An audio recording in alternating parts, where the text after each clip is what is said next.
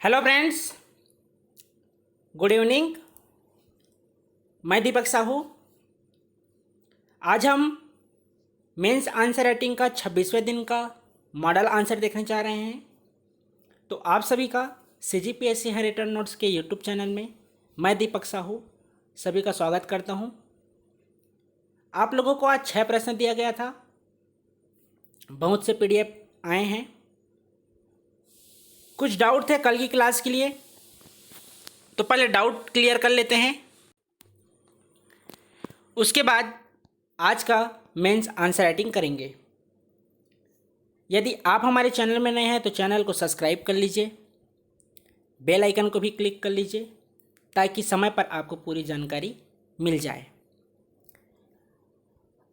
देखिए, mains answer writing का एक ग्रुप बना हुआ है जिसमें आप सभी का मेंस आंसर राइटिंग जो लिखे रहते हैं, मेगा टेस्ट में सभी का फीडबैक दिया जाता है, आपके प्राप्तांक बताए जाते हैं और टॉप 10 छात्रों का नाम भी बताया जाता है। तो जो छात्र व्हाट्सएप ग्रुप में जुड़ना चाहते हैं तो नीचे डिस्क्रिप्शन में हमारा नंबर दिया गया है। आप हमें व्हाट्सएप में SMS कर दीजिएगा और रजिस्ट्रेशन करा लीजिएगा। उसके बाद आपको हमारे व्हाट्सएप ग्रुप में ऐड कर देंगे। वहाँ आपको महत्वपूर्ण आवश्यकता अनुसार नोट्स, आपके मेंस आंसर राइटिंग का फीडबैक, इस प्रकार से अनेक कार्य और रणनीति शामिल हैं। तो चलिए, कल का पहला डाउट था कि जो भारत छोड़ो आंदोलन था, वर्धा अधिवेशन देखे थे कल। तो वर्धा अधिवेशन का छत्तीसगढ़ में क्या प्रभाव हुआ था, इसको आप सभी को बताना था। तो मॉडल आंसर में आपको क्या बताया गया है कि वर्धा अधिवेशन से हमारे छत्तीसगढ़ से पंडित रविशंकर शुक्ल, घनश्याम सिंह गुप्त, बैरिस्टर छेदीलाल, महंत लक्ष्मी नारायण, यति यतनलाल जैन ने भाग लिया था। देखिए, जो भारतीय राष्ट्रीय कांग्रेस जिसकी स्थापना 1885 में हुई थी, उस समय प्रत्येक साल कहीं ना कहीं वार्षिक अधिवेशन होता था। तो भारत छोड़ो आंदोलन के पहले वर्धा अधिवेशन हुआ था, स्थान वर्धा, वहाँ अधिवेशन हुआ था कांग्रेस का। उस अधिवेशन में छत्तीसगढ़ से नेता पंडित रविशंकर शुक्ल, घनश्याम सिंह गुप्त, बैरिस्टर छेदीलाल, महंत लक्ष्मी नारायण और यति यतनलाल, इन्होंने भाग लिए थे।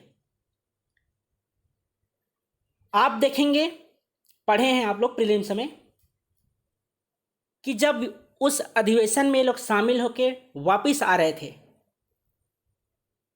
वर्धा अधिवेशन जहां भारत छोड़ो आंदोलन प्रारंभ करने की बात हुई, हमारे छत्तीसगढ़ के नेता वहां गए थे, वहां मोटिवेट होके आए और वो भी भारत छोड़ो आंदोलन का प्रभाव हमारे छत्तीसगढ़ में विभिन्न घटनाक्रम के माध्यम से सहयोग देना चाहते थे। लेकिन जो नेता वर्धा अधिवेशन में शामिल हुए थे, उन नेताओं को ब्रिटिश शासकों के द्वारा जब वे अधिवेशन से वापस आ रहे थे तो उन्हें मलकानपुर नामक स्थान पर गिरफ्तार कर लिया गया था।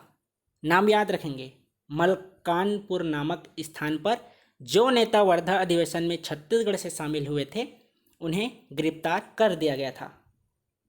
लेकिन जो वर्धा अधिवेशन में शामिल हुए थे वे नेता गिरफ्तार तो हुए थे, इनके अलावा भी छत्तीसगढ़ से विभिन्न व्यक्तियों ने भारत छोड़ो आंदोलन का नेतृत्व किया था, जिसमें आप देखेंगे रायपुर में भी घटनाक्रम होती है, बिलासपुर में घटनाक्रम होती है और दुर्ग में।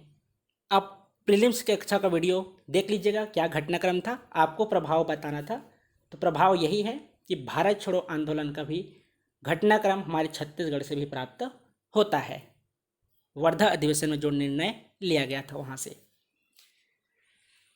दूसरा क्वेश्चन आया था, आप लोग को मेंस आंसर राइटिंग किस प्रकार से लिखना है, उसमें कुछ वर्ड आए थे, जिसमें किसी ने पूछा है ग्रहण मोक्ष अनुग्रह नीति क्या है।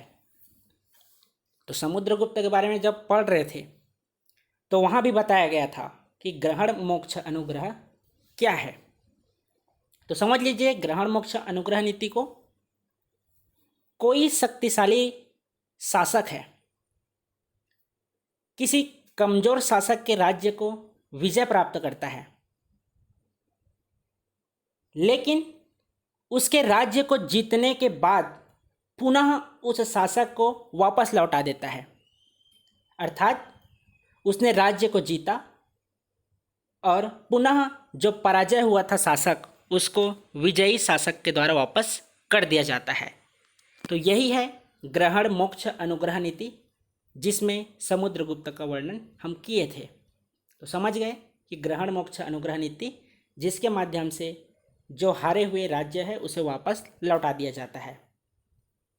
दूसरा प्रश्न आपके हमारे लिए आया था डाउट क्लास के रूप में, सती प्रथा क्या है? सती प्रथा तो देखेंगे,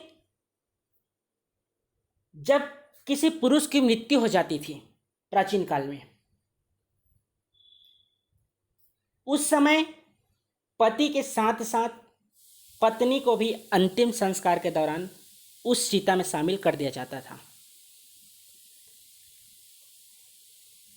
या ये तो स्वयं के द्वारा ही या समाज के द्वारा उस चिता में पत्नी को भी शामिल कर दिया जाता था।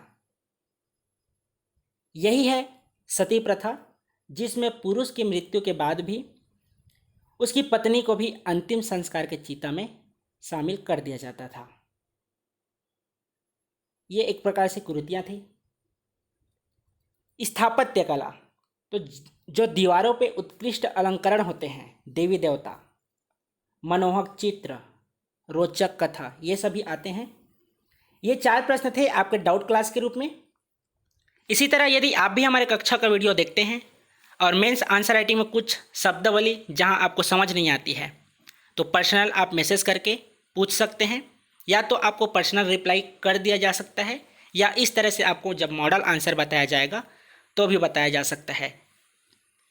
देखिए, अगर पर्सनल रिप्लाई करते हैं तो केवल आपका बेनिफिट होगा, और इस तरह से मॉडल आंसर में बताएंगे तो जितने भी छात्र मॉडल आंसर का वीडियो देखते हैं उनका भी बेनिफिट होता है। इसलिए यह हम चुने थे कि आपको वीडियो में बताएंगे। ठीक है, आज का पहला प्रश्न था महारसिया का विद्रोह को बताइए। सभी ने अच्छा लिखे हैं, महारसिया का विद्रोह को क्या बोलते हैं, पढ़े थे, और बहुत से छात्रों ने तो A to Z कोचिंग संस्थान का फोटोकॉपी कर दिए हैं, सेम टू सेम लिख दिए हैं। तो पहले समझ लीजिए कि महारसिया का विद्रोह क्या था। तो यह नवागढ़ का विद्रोह था जो हुआ था 1818 में। पढ़े हैं 1818 में क्या हुआ था? ब्रिटिश नियंत्रण में आया था हमारा छत्तीसगढ़।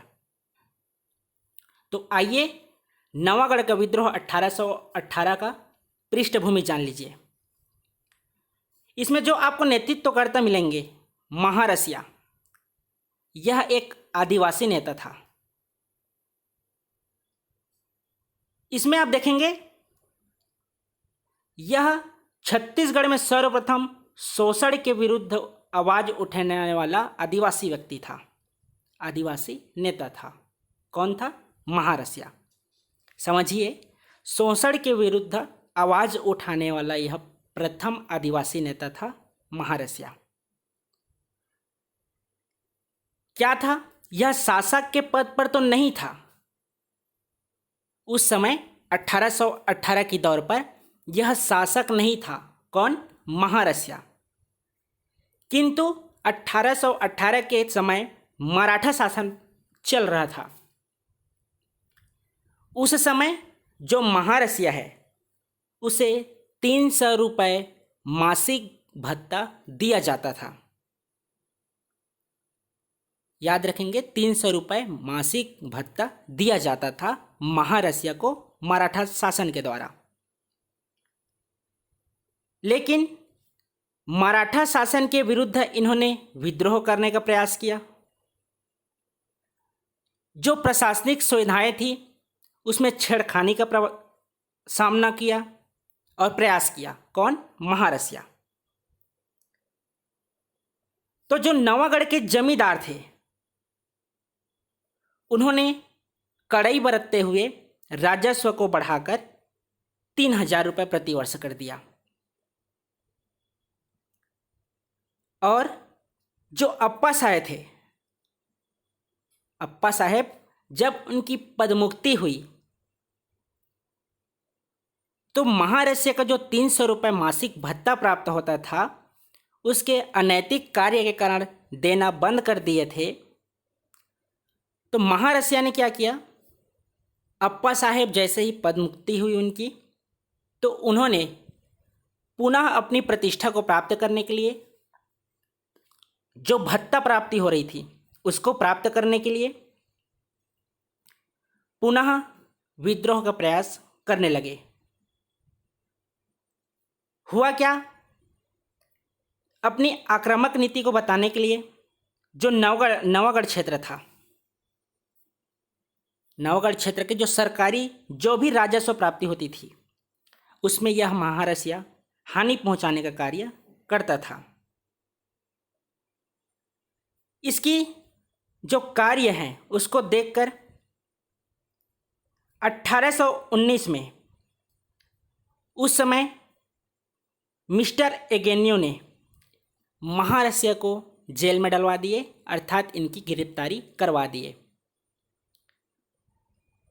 जब इनकी गिरफ्तारी हुई महारसिया का, जब यह जेल में रहा, उस समय समझौता हुआ कि जो उसे 300 रुपये मासिक भत्ता प्राप्त होता था अब वह 500 रुपये प्रति माह भत्ता के रूप में प्राप्त होगा। इस प्रकार से जो नवागढ़ का विद्रोह, महारसिया का विद्रोह था, वह समाप्त हो जाता है। समझ गए होंगे? आसान भाषा में समझिए। महारसिया को पहले 300 रुपये प्रति भत्ता प्राप्त होता था, मासिक भत्ता, मराठा शासन के दौरान। 300 रुपये में संतुष्ट नहीं था, उन्होंने आंदोलन करने का प्रयास किया, विद्रोह करने का प्रयास किया, राजस्व सरकारी कार्य में हस्तक्षेप करने का प्रयास किया। जब इसकी प्रारंभ में मासिक भत्ता समाप्ति कर दी गई, उसके बाद जब पुनः यह प्रयास किया, उसके बाद इसे जेल में डाल दिया गया। जब जेल में इसे डाला गया, उसके बाद एगेनियो के साथ समझौता हुआ कि इसे जो पहले 300 रुपये मासिक भत्ता प्राप्त होता था वह अब उसे 500 रुपये प्रति माह भत्ता प्राप्त होगा। यही है महारसिया का विद्रोह। तो देख लीजिए, महारसिया का विद्रोह, नवागढ़ का विद्रोह 1818 में हुआ था, जिसके नेतृत्वकर्ता वहाँ के जमींदार महारसिया थे, यह शासक नहीं था। विद्रोह का कारण क्या था? तो भत्ता वृद्धि के लिए किया गया था। कौन सा? महारसिया का विद्रोह। इसका परिणाम क्या हुआ? तो 3,000 रुपये जो प्रति वर्ष से बढ़ाकर 6,000 रुपये वार्षिक भत्ता देना तय हुआ। ठीक है, पहले देखिए 300 रुपये प्राप्त होता था तो 3600 होता 12 माह का, लेकिन जब यह विद्रोह करना प्रयास किया तो अप्पा साहेब के समय इसकी राजस्व को 3,000 रुपये कर दिए थे, जो पहले 3600 रुपये था। अंततः यह 6,000 रुपये वार्षिक भत्ता देना तय हुआ। तो ये रहा आपका महारसिया का विद्रोह। उसके बाद है सावंत भारती का विद्रोह।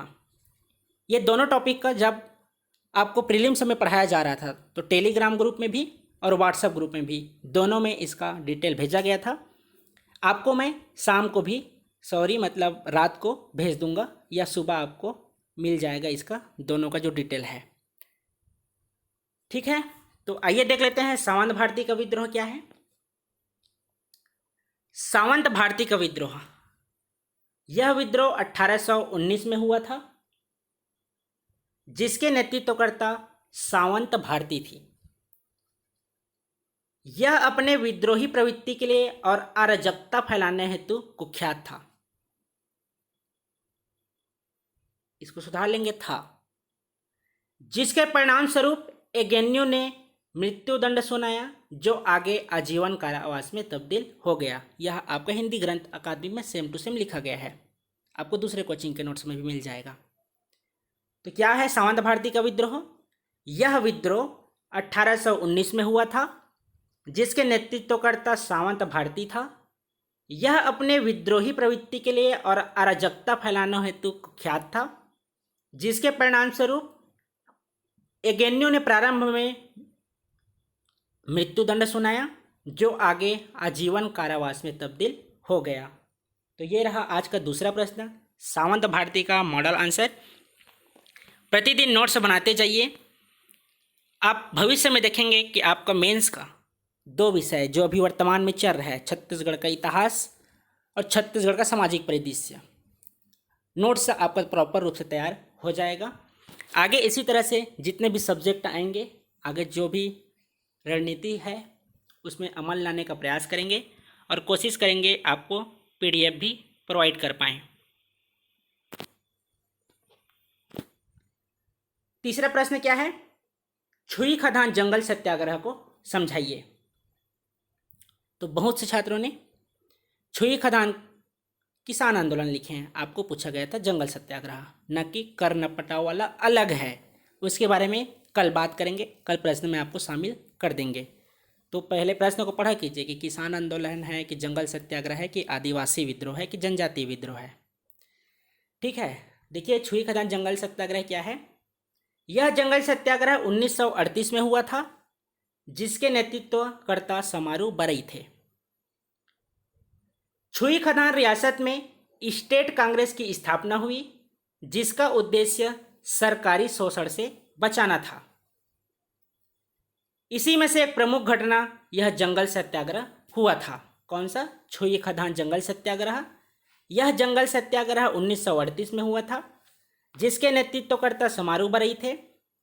छुई खदान रियासत में स्टेट कांग्रेस की स्थापना हुई, जिसका उद्देश्य सरकारी शोषण से बचाना था। इसी में से एक प्रमुख घटना यह जंगल सत्याग्रह हुआ था। तो बहुत से छात्रों ने क्या किए हैं, यह द्वितीय सविनय अवज्ञा आंदोलन का हिस्सा था। याद रखेंगे, ऐसा नहीं था, क्योंकि प्रथम सविनय अवज्ञा आंदोलन आप देखेंगे 1930 में हुआ है। जो गांधी इरविन समझौता हुआ वहाँ समाप्त हो गया था। उसके बाद द्वितीय सविनय अवज्ञा आंदोलन 1932 में हुआ था। 1932 में हुआ था द्वितीय सविनय अवज्ञा आंदोलन, इसलिए 1938 के बाद द्वितीय सविनय अवज्ञा आंदोलन में नहीं कर सकते हैं। आपको भारतीय इतिहास में पढ़ाया जाएगा कि प्रथम सविनय अवज्ञा आंदोलन जिस समय लॉर्ड इरविन वायसराय थे, क्या घटनाएं हुई थी, क्या मांग रखे गए थे, कितने गोलमेज सम्मेलन हुए, कौन उसमें भाग लिए, सभी के बारे में भारतीय इतिहास में पढ़ेंगे। छत्तीसगढ़ का आपका भूगोल अभी चल रहा है। कोशिश करेंगे आपका 7वां पेपर या जो बताया था दर्शन शास्त्र, लोक प्रशासन, समाज शास्त्र, इसमें से आपको एक क्लासेस दिया जाए, भारतीय इतिहास की एक क्लास दी जाए, और जो छत्तीसगढ़ का भूगोल चल रहा है ये तीनों आपका लाइव क्लास के रूप में रहेगा। छत्तीसगढ़ का प्राचीन, मध्य और आधुनिक तीनों का बैकअप क्लास सभी को दिया जा चुका है। छत्तीसगढ़ सामाजिक परिदृश्य भी समाप्त हो चुका है। आपका छत्तीसगढ़ का भूगोल चल रहा है, तो यह भी लगभग 10 से 15 दिनों में समाप्त हो जाएगा। केवल एक पोर्शन बचेगा आपका आर्थिक सर्वेक्षण, जो लगभग 2 या 3 क्लास में कंप्लीट हो जाएगा। तो आपके प्रीलिम्स के दृष्टिकोण से 50 नंबर की तैयारी छत्तीसगढ़ का आपका यहाँ से हो जाएगा। उसके बाद हम भारत का इतिहास और भारत का भूगोल ये दोनों भी जल्द ही कंप्लीट कर देंगे। कोशिश करेंगे आपके नोटिफिकेशन आने तक प्रीलिम्स की कक्षाएं हो जाए। उसके बाद टेस्ट, उस पर बात करेंगे। ये आपका तीसरा प्रश्न। चौथा प्रश्न देखिए, माटी त्यौहार को समझाइए। आपको चौथा प्रश्न दिया गया था, माटी त्यौहार के बारे में बताना था। माटी त्यौहार बस्तर क्षेत्र में चैत माह में माटी त्यौहार मनाया जाता है, जो एक दिवसीय पर्व है, परंतु अलग अलग गांव में अपनी मर्जी से अलग अलग दिन में मनाया जाता है। जिसे गांव के गायता, पुजारी एवं समुदाय के सभी लोग मिलकर तय करते हैं किसको, कि माटी त्यौहार कब मनाया जाए। इसको मनाने का उद्देश्य देवताओं को प्रसन्न करना रहता है। तो ये आपका माटी त्यौहार। इसमें आप देखेंगे जिस तरह से होली का त्यौहार मनाया जाता है उसी तरह से मिट्टी का भी घोल बनाया जाता है पानी के साथ और होली के जैसे ही मनाया जाता है, जिसमें गोबर बोहरानी और माटी त्यौहार, इसमें भी जिस तरह होली में अपशब्दों का प्रयोग किया जाता है उसी तरह माटी त्यौहार और गोबर बोहरानी इसमें भी अपशब्द का प्रयोग किए जाते हैं और होली की तरह ही इसे भी मनाया जाता है। इसका दूसरा उद्देश्य रहता है कृषि फसल ये अच्छा हो इसके लिए भी मनाया जाता है, बारिश सही समय पर हो इसलिए भी मनाया जाता है। तो ये रहा आपका माटी त्यौहार, चौथा प्रश्न। आज का पांचवा प्रश्न था गोबर बोहरानी त्यौहार क्या है। तो उत्तर देख लीजिए, गोबर बोहरानी बस्तर क्षेत्र के माटी त्यौहार। इसके जैसे ही चैत्र माह में सुकमा के छिंदगढ़ विकास क्षेत्र में गोबर बोहरानी त्यौहार मनाया जाता है। जिस तरह से मिट्टी और पानी का घोल बनाकर माटी त्यौहार मनाया जाता है उसी तरह गोबर और पानी का घोल बनाकर एक गड्ढे में शामिल करते हैं और गोबर का मिश्रण को तैयार करके होली के जैसे इसको भी खेलते हैं। इसे ही गोबर बोहरानी त्यौहार कहा जाता है। इसको मनाने का उद्देश्य अच्छी फसल के कामना हेतु मनाया जाता है। तो ये आपका गोबर बोहरानी कि बस्तर क्षेत्र के माटी त्यौहार जैसे ही चैत्र माह में सुकमा के छिंदगढ़ विकास क्षेत्र में गोबर बोहरानी त्यौहार मनाया जाता है, जिसका उद्देश्य अच्छी फसल की कामना हेतु मनाया जाता है। तो ये रहा आज का पांचवा प्रश्न का मॉडल आंसर। देखिए जी, शनिवार को तैयार रहिएगा मेगा टेस्ट के लिए। पिछले टेस्ट में केवल 64 PDF प्राप्त हुए थे, उसके पहले 74 PDF प्राप्त हुए थे। तो इसमें कमी मत लाइए, आप लोग लिखिए, हम आपको फीडबैक प्रॉपर रूप से देंगे मेगा टेस्ट का। आपकी कमियों को बताएंगे, आपके प्राप्तांक को भी बताएंगे। तो सभी लोग लिखने का प्रयास कीजिएगा। जब हम आपके लिए प्रतिदिन मॉडल आंसर प्रश्न समय पर ला रहे हैं तो कम से कम मेगा टेस्ट में शामिल होइए। लिखिए, तो जब तक आप लिखेंगे नहीं सीखेंगे भी नहीं। चलिए पांचवा प्रश्न देख लीजिए, रउत नाचा। इसमें बहुत से छात्रों ने बहुत ज़्यादा लिख दिए हैं, तो देख लीजिए रउत नाचा क्या है। देखिए, आपको दोहा याद हो तो लिख सकते हैं, कोई दिक्कत नहीं है, लेकिन बहुत ही ज़्यादा ही लिख दिए हैं इसमें। देख लीजिए, रउत नाचा का उल्लेख कीजिए। देखिए, जो मॉडल आंसर है इसके अलावा भी आप ऐड कर सकते हैं, लेकिन तथ्य हैं उनको शामिल कीजिएगा ही। जो इंग्लिश मीडियम वाले छात्र हैं, आप इस मॉडल आंसर को ट्रांसलेट करके अगर चेक कराना चाहें तो हमारे जितेंद्र सर से चेक करा सकते हैं, लेकिन जो मॉडल आंसर हिंदी में प्रोवाइड किया जा रहा है उसको ट्रांसलेट करके चेक करवाइएगा। तो चलिए बात करते हैं रउत नाचा पर। उत्तर, कार्तिक प्रबोधनी एकादशी से प्रारंभ होकर लगभग 15 दिनों तक यह नृत्य किया जाता है। श्री कृष्ण को अपना पूर्वज मानने वाले अहिर या यादवों के द्वारा यह नृत्य किया जाता है। इसे गहिरा नाच भी कहा जाता है। इस शौर्य प्रधान नृत्य में कलात्मकता और श्रृंगार का विशेष महत्व होता है। रउत नाचा में दोहों की भूमिका महत्वपूर्ण होती है, जो मूलतः पौराणिक विषयों या हास्य प्रधान से जुड़े होते हैं, जिसमें इसके माध्यम से महत्वपूर्ण संदेश देने का प्रयास किया जाता है। इसके लिख लेंगे इसको, जिसमें जगह में हास्य प्रधान से जुड़े होते हैं, इसके माध्यम से महत्वपूर्ण संदेश देने का प्रयास किया जाता है। रउत नाचा में नर्तक की भूमिका भी पुरुष निभाता है। इसमें गढ़वा बाजा प्रमुख होता है। छत्तीसगढ़ राज्य में बिलासपुर में प्रतिवर्ष रउत नाचा महोत्सव का आयोजन किया जाता है। और प्रतिवर्ष मड़ई नामक पत्रिका का भी प्रकाशन किया जाता है। इसके अलावा सुहई बांधना आप शामिल कर सकते हैं। ठीक है, कोई भी जानकारी चाहिए रहेगी तो नंबर नोट डाउन कर लीजिए, कहीं कुछ डाउट हो तो पूछ सकते हैं एसएमएस करके। एक बार और देख लीजिए रउत नाचा क्या है। कार्तिक प्रबोधनी एकादशी से आरंभ होकर लगभग 15 दिनों तक यह नृत्य किया जाता है। और आप लोग बता दीजिएगा जी, पिछले बार आप लोगों को मेगा टेस्ट में 20 प्रश्न ज़्यादा हो गए थे शायद, तो आज कमेंट करके बता दीजिएगा कि आपको कितने प्रश्न दिया जाए। कमेंट बॉक्स में बताइएगा, लाइव चैट में नहीं, कमेंट बॉक्स में सभी कमेंट किया कीजिए। 1-2 का बस कमेंट आता है तो सभी कीजिए। आप कितना लिख सकते हैं, जो 20 लिखे रहते हैं निश्चित रूप से लिखते हैं, जो आप लोग कमेंट नहीं करते 2-4 प्रश्न बस लिख देते हैं। तो आप कितना चाहते हैं कमेंट बॉक्स में बताइए, सबके सुविधा अनुसार क्वेश्चन दिया जाएगा। श्री कृष्ण को अपना पूर्वज मानने वाले अहिर या यादवों के द्वारा यह नृत्य किया जाता है।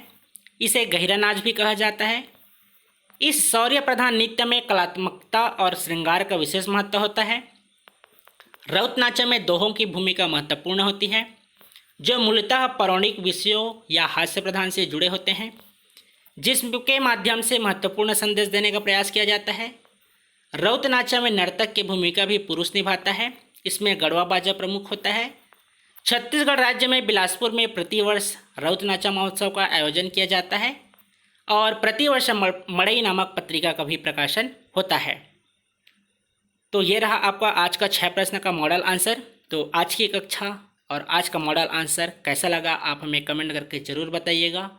वीडियो को लाइक कीजिए, कमेंट कीजिए और अपने दोस्तों के बीच अधिक से अधिक शेयर कीजिए। धन्यवाद। मिलते हैं कल एक नई सुबह और नए प्रश्नों के साथ। शुभ रात्रि।